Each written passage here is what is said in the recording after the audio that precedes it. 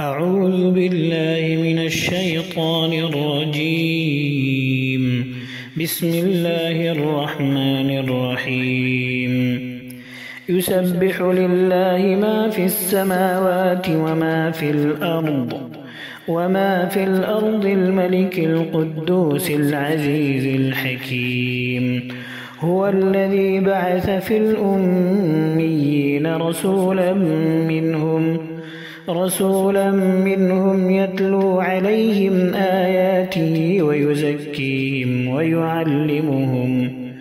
ويعلمهم الكتاب والحكمة وإن كانوا من قبل لفي ضلال مبين. وآخرين منهم لما يلحقوا بهم وهو العزيز الحكيم. ذلك فضل الله يؤتيه من يشاء والله ذو الفضل العظيم. مثل الذين حملوا التوراة ثم لم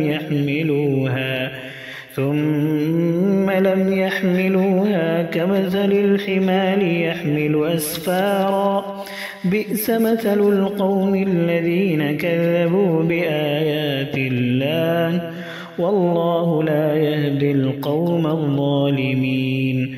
قل يا أيها الذين هادوا إن زعمتم أنكم أولياء لله من دون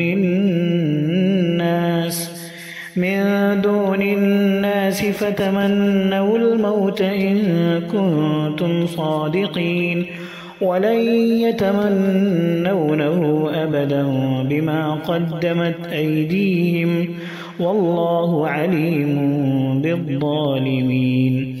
قل إن الموت الذي تفرون منه فإنه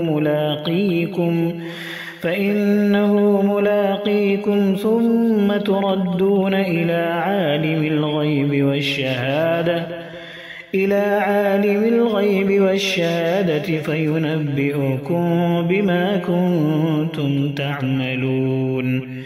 يا أيها الذين آمنوا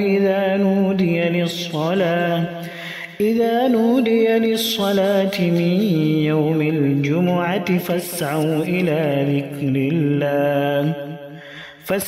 إلى ذكر الله وذروا البيع ذلكم خير لكم إن كنتم تعلمون. فإذا قضيت الصلاة فانتشروا في الأرض وابتغوا من فضل الله واذكروا الله كثيرا لعلكم تفلحون. وإذا رأوا تجارة أو لهوا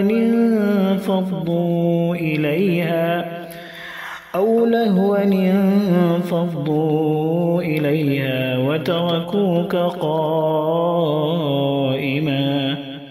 قل ما عند الله خير من اللهو ومن التجارة والله خير الرازقين.